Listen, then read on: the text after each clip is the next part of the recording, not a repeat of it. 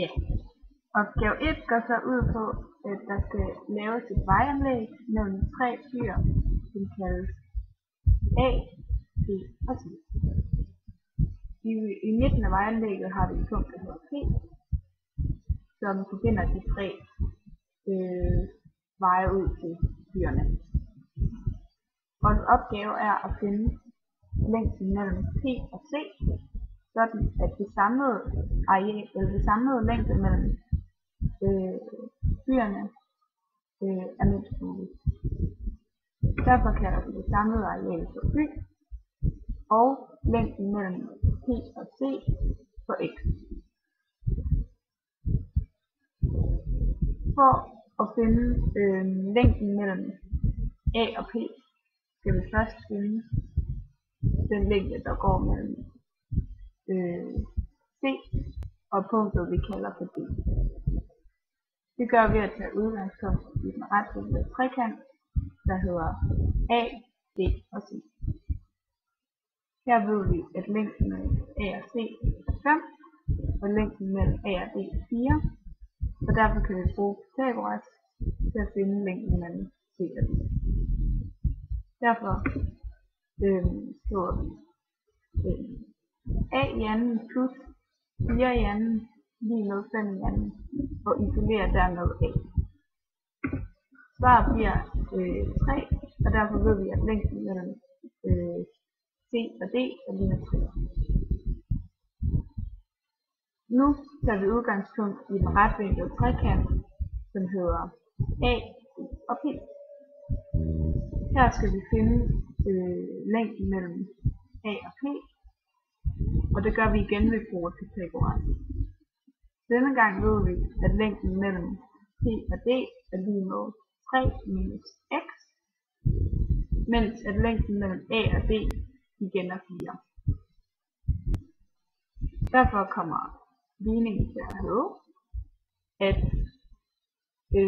AP er lige med kvadratroden af 4 i anden gange 3 minus x.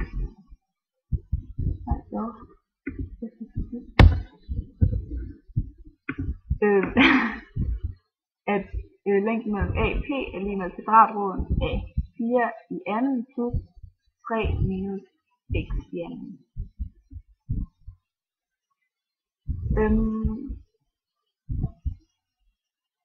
Nu kan vi så opstille den generelle formel for den samlede længde af vejanlægget y, som altså er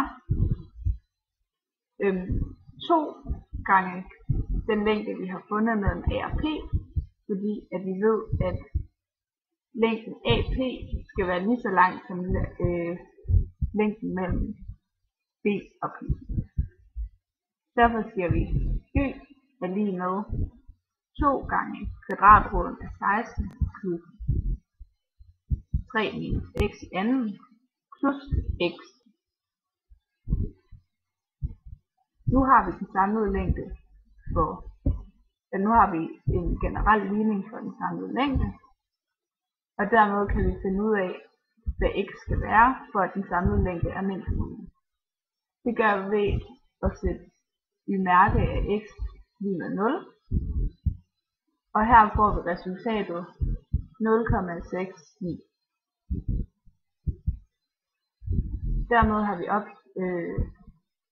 har vi løst første opgave, som vi kan se på den plottede figur. I opgave B skal vi finde den samlede længde af vejanlægget, som går mellem A, P, BP og CP, når længden CP altså er mindst mulig, som vi fandt ud af i første opgave, altså 0,69. Derfor indsætter vi længden for x i vores generelle ligning for den samlede længde, og udregner dermed den samlede længde, som hedder 9,386.